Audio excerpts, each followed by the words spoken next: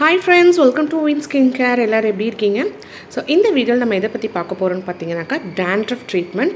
So last வீடியோலேயே வந்து dandruff எதனால் வருது, dandruffனா என்ன, யாருக்கெல்லாம் நிறையா வரும், ஸோ அதில் நம்ம இன்டர்னல் ஆர்கன்ஸில் என்ன ப்ராப்ளம் இருந்தாக்கா இந்த dandruff வரும் அப்படிங்கிறத வந்து டீட்டெயில்டாக எக்ஸ்பிளைன் பண்ணியிருந்தேன். ஸோ அந்த வீடியோ நீங்கள் பார்க்கலைனாக்கா மறக்காமல் பார்த்துட்டு வாங்க.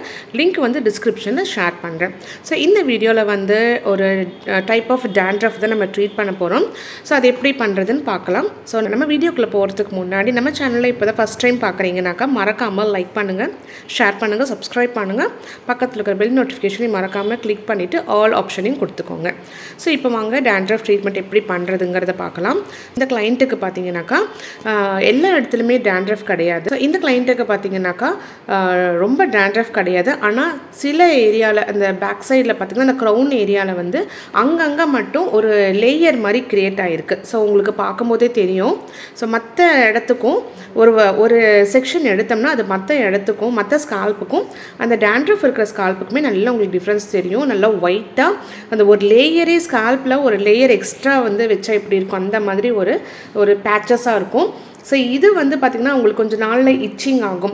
ஸோ இச்சிங் பண்ணி அவங்களுக்கு வந்து ஒரு கான்சன்ட்ரேஷனே இல்லாமல் போயிடும். அதுவே ஒரு பெரிய கஷ்டமாக இருக்கும் அவங்களுக்கு. அதே மாதிரி அது சொரிஞ்சாக்கா அவங்க ட்ரெஸ்ல எல்லாம் விழுகும். அதே மாதிரி தலை முடி ஃபுல்லாகவே வந்து அது வந்து ஸ்ப்ரெட் ஆகும்.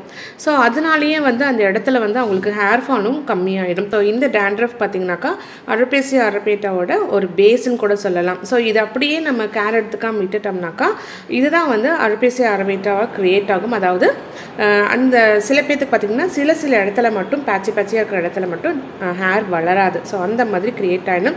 ஸோ இவங்க வந்து ஸ்டார்டிங்லேயே வந்தனால இவங்களுக்கு வந்து நம்ம ட்ரீட்மெண்ட் கொடுக்க போகிறோம். ஸோ இவங்களுக்கு கொடுக்குற ட்ரீட்மெண்ட் பேர் பார்த்திங்கனாக்கா மீசோதெரப்பி. ஸோ இது வந்து ஒரு ஸ்டெம் செல்ஸில் தான் நம்ம வந்து ட்ரீட்மெண்ட் பண்ண போகிறோம். ஸோ அந்த ஸ்டெம் செல்ஸ் எடுத்து அவங்க ஸ்கால்ப்பில் வந்து பெனிட்ரேட் பண்ணிவிட்டு அதுக்கப்புறம் மைக்ரோ நீட்லிங் மூலிமா நம்ம இந்த ட்ரீட்மெண்ட் கொடுக்குறோம். பேச்சியாக க்ரியேட் ஆகுது எதனாலன்னு பார்த்தீங்கன்னாக்கா அவங்க ஸ்கால்ப்பில் வந்து அந்த அளவுக்கு மாய்ஸ்சர் கண்டென்ட் இல்லை. அதே மாதிரி ரொம்ப ட்ரையாகவும் இருக்குது. அதே மாதிரி அவங்களுக்கு கொலேஜனும் அந்த இடத்துல இல்லை. ஸோ இந்த மாதிரி நிறைய ரீசன்ஸ் இருக்குது. ஸோ அந்த ஒரு சில ரீசன்ஸுக்காக தான் நம்ம இந்த ட்ரீட்மெண்ட் பண்ணுறோம். இந்த ஸ்டெம் செல்ஸ் வந்து அவங்க ஹெட்டில் வந்து பெனிட்ரேட் பண்ணும்போது என்ன ஆகும்னா அந்த dandruff எல்லாமே ரிமூவ் ஆகிட்டு அவங்களுக்கு அந்த இடத்துல இருக்கிற ப்ராப்ளம் எல்லாமே வந்து க்யூர் ஆகி அந்த இடத்துல கொலேஜன் ஃபார்ம் ஆகி அவங்களுக்கு அந்த ப்ராப்ளம் வந்து கம்ப்ளீட்டாக க்யூர் ஆகும். பட் இது வந்து ஒரே சிட்டிங்கில் க்யூர் ஆகுமா அப்படின்னு கேட்டிங்கன்னா கண்டிப்பாக கிடையாது. ஸோ ஒரே சிட்டிங்கில் எதுவுமே நம்ம ட்ரீட்மெண்ட் பண்ண முடியாது. ஏன்னா இது வந்து க்ரோனிக்காக ரொம்ப லாங்காக இருக்கிற ஒரு ப்ராப்ளம். ஸோ அதனால் ஒரே சிட்டிங்கில் பண்ண முடியாது. கண்டிப்பாக இதுக்கு ஒரு மினிமம் ஒரு 6 சிட்டிங்காவது தேவைப்படும். மோஸ்ட்லி 6 சிட்டிங்லேயே சரியாக போயிடும். ஸோ 6 சிட்டிங்லேயே உங்களுக்கு சரியாக போகலைனாக்கா எக்ஸ்ட்ரா ஒரு 2-3 சிட்டிங் தேவைப்படலாம். ஸோ ஒவ்வொரு கிளைண்ட்டுக்கும் ஒவ்வொரு மாதிரி இருக்கும். ஸோ அவங்க ஒர்க் கண்டிஷன், அவங்க இருக்கிற அட்மாஸ்பியர், அவங்க எடுத்துக்கிற இன்டேக் இது எல்லாமே கூட ஒரு ரீசனாக இருக்கலாம். அவங்களுக்கு சீக்கிரமாக க்யூர் ஆகிறதும் டிலே ஆகிறதும்.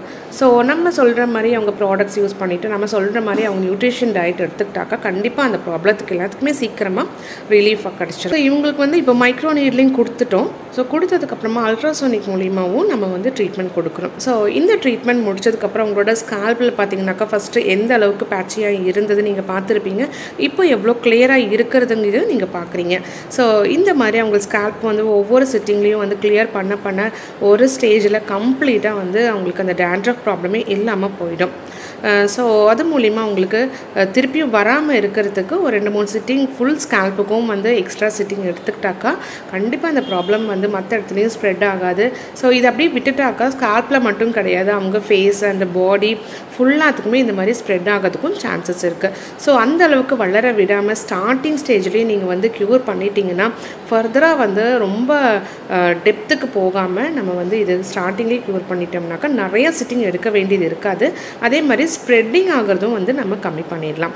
ஸோ இப்போது கஸ்டமர் வந்து ரொம்ப சாட்டிஸ்ஃபையாக இருந்தாங்க இந்த ட்ரீட்மெண்ட் முடிச்சதுக்கப்புறம். ஏன்னா அந்த அளவுக்கு அவங்க வந்து கஷ்டப்பட்டுட்டு இருந்தாங்க. ஸோ இந்த ட்ரீட்மெண்ட் பண்ணதுக்கப்புறம் அவங்க அவ்வளோ ஒரு சந்தோஷமாக இருந்தாங்க. இவங்களுக்கு வந்து கண்டிப்பாக வந்து 6 சிட்டிங் தேவைப்படும். ஏன்னா dandruff வந்து அந்தளவுக்கு இருந்தது. ஸோ ஒவ்வொரு கிளைண்ட்ஸுக்கும் ஒவ்வொரு மாதிரி நம்ம சிட்டிங்கு தேவைப்படும். ஸோ இப்போ பாருங்கள் அவங்களோட ஸ்கால்ப் வந்து எந்த அளவுக்கு கிளியராக இருக்குதுன்னு சொல்லிட்டு.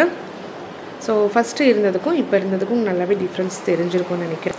ஸோ இந்த மாதிரி ப்ராப்ளம் உங்களுக்கும் இருந்துச்சுனாக்கா நீங்களும் என்னை காண்டாக்ட் பண்ணிவிட்டு இந்த ட்ரீட்மெண்ட் எடுத்துக்கலாம். ஸோ இந்த வீடியோ உங்களுக்கு பிடிச்சிருக்குன்னு நினைக்கிறேன். பிடிச்சிருந்தா மறக்காமல் லைக் பண்ணுங்கள், ஷேர் பண்ணுங்கள், சப்ஸ்கிரைப் பண்ணுங்கள், பக்கத்தில் இருக்கிற பெல் நோட்டிஃபிகேஷனை மறக்காமல் கிளிக் பண்ணிடுங்க.